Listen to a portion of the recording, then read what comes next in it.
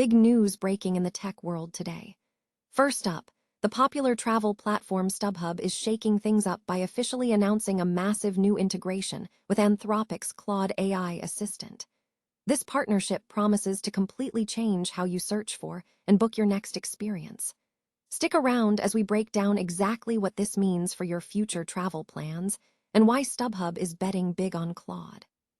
Your brand new iPhone deserves the best protection, and the iLume 3-pack screen protector plus 3-pack camera lens protector has you covered. Don't take risks with your iPhone. Click the link in the video description to shop now on Amazon. Next, we are looking at a historic shift in the design world.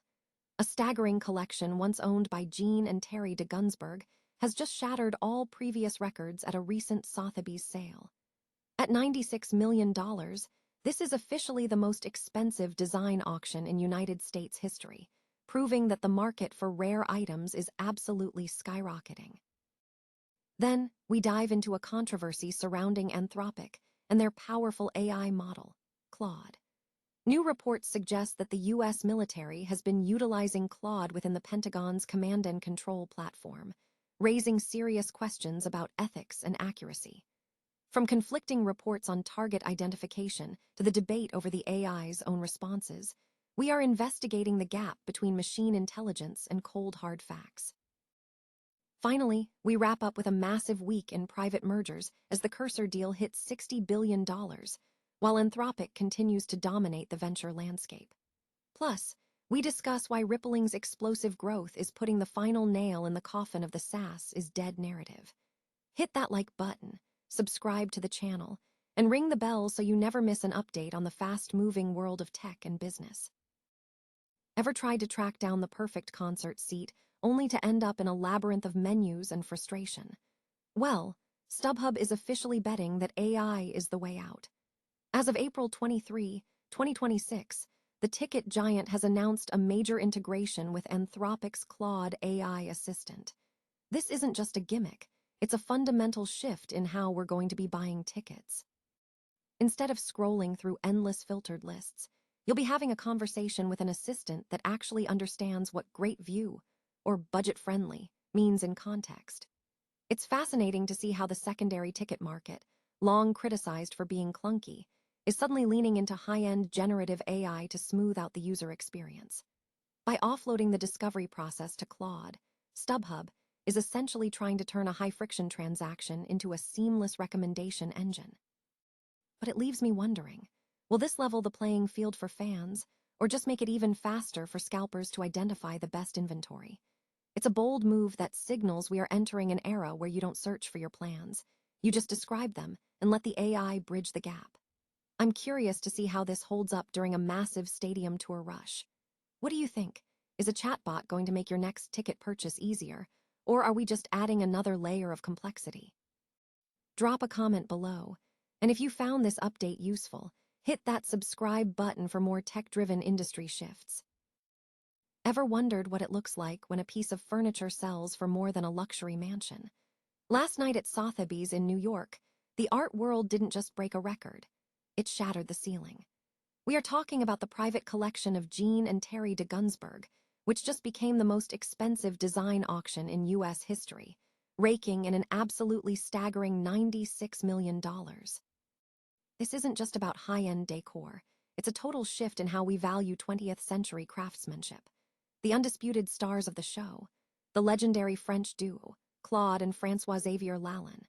Their work is whimsical, organic, and apparently worth a king's ransom. Take, for instance, a collection of 15 mirrors designed for Saint Laurent and Pierre Bergé. They hammered down at $33.5 million, making them the single most expensive design piece ever sold. That is a cool $33 million for something you check your reflection in. It's wild, right? But the magic wasn't limited to the Lalins. André Grolt's green shagreen cabinet pulled in $2.2 million, and pieces by Jean Mitchell Frank and Jean Royer consistently cleared the $1 million mark. Experts are calling this a watershed moment, proving that furniture is no longer playing second fiddle to fine art in the auction house. It's a bold statement that the line between design and investment-grade art has officially blurred. So, what do you think? Is a mirror really worth $33 million, Or has the collector market finally gone off the deep end? Drop your take in the comments below. Hit that subscribe button to keep up with the world's most fascinating design news. And remember, true style is timeless, even if the price tag is astronomical. Imagine an artificial intelligence expressing genuine guilt over a military strike it helped facilitate. Sounds like the plot of a sci-fi thriller, right? Well, it just happened, but there is a massive catch. The AI is a pathological liar. We are talking about Claude, the AI developed by Anthropic. Anthropic prides itself on being the ethical gold standard of the industry, officially distancing itself from lethal autonomous weapons. Yet, reports confirm Claude was embedded into the Pentagon's Palantir-powered command and control systems. It was used to crunch data, assess intelligence, and ultimately help select targets for airstrikes on Iran.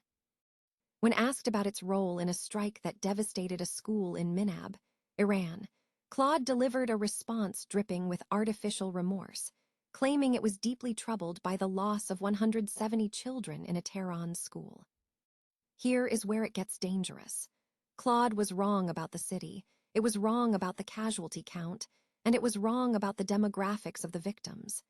It didn't just make a mistake, it hallucinated an entire narrative of tragedy while maintaining a tone of moral superiority. See, real journalists and human researchers rely on verifiable data, satellite imagery, munition remains, and on-the-ground witness accounts to reconstruct the horror of that day in Minab.